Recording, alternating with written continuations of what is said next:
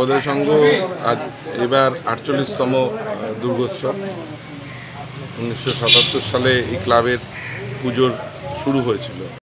দুর্গাপুজোর হাতে গোনা আর কয়েকদিন বাকি। এরই মধ্যে বুধবার খুঁটি পুজোর মধ্য দিয়ে দুর্গাপুজোর প্রস্তুতি শুরু করে দিল শিলিগুড়ির নবোদয় সংঘ। বিগত সময় নানান আকর্ষণীয় পুজো মণ্ডপ উপহার দিয়ে এসেছে শিলিগুড়ির দেশবন্ধু পাড়ার নবোদয় সংঘ।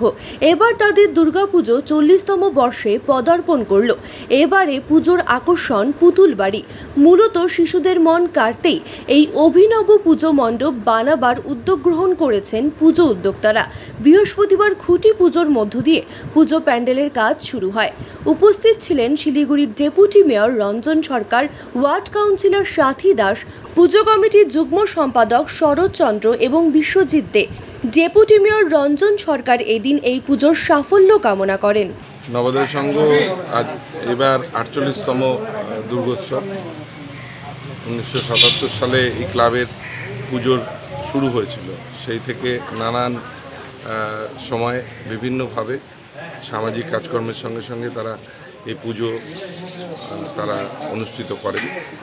এবার ৪৮তম বর্ষ পুতুলের বাড়ির আদলে এবার এখানে পুজো হচ্ছে। আজকে খুঁটি পুজো অনুষ্ঠিত হলো। সমস্ত এই পাড়ার এই এলাকার সমস্ত মানুষ ঐক্যবদ্ধভাবে এই নবোদয়ের সঙ্গে এই পুজো করেন এবং এদের ঐতিহ্য, এরা খেলাধুলো বিভিন্নভাবে খেলাধুলোর মধ্যে যুক্ত, ক্রীড়া প্রেমী এবং সংস্কৃতি প্রেমী এই ক্লাব। আমি এদের সকলের মঙ্গল হোক এই কামনা করি এবং এবারকার পুজো একটু অন্য মাত্রা নেবে।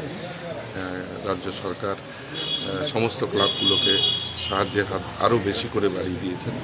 আমরা বিশ্বাস করি যে দুর্গাপুজো শুধু কোনো একটা ধর্ম বর্ণের আজকের আর পুজো নয়, এটা উৎসবে পরিণত হয়েছে, সারা বিশ্বে সমাদৃত হয়েছে। ইউনেস্কো ইতিমধ্যেই কলকাতা দুর্গাপুজোকে স্বীকৃতি দিয়েছে। এটা অত্যন্ত গর্বের আমাদের কাছে। আমরা চাই সমস্ত ধর্মের মানুষ, সমস্ত ভাষার মানুষ আরও বেশি বেশি করে ঐক্যবদ্ধ হবেন এই পুজোর মাধ্যমে, শারদ উৎসবের মাধ্যমে, এবং সারা বছর ধরে আমরা এইভাবেই সবাই এগিয়ে যেতে চাই। আমাদের সকলের মঙ্গল কামনা করে, দেশের এবং পৃথিবীর মঙ্গল কামনায় আমরা এই পুজোটা এবার করছি।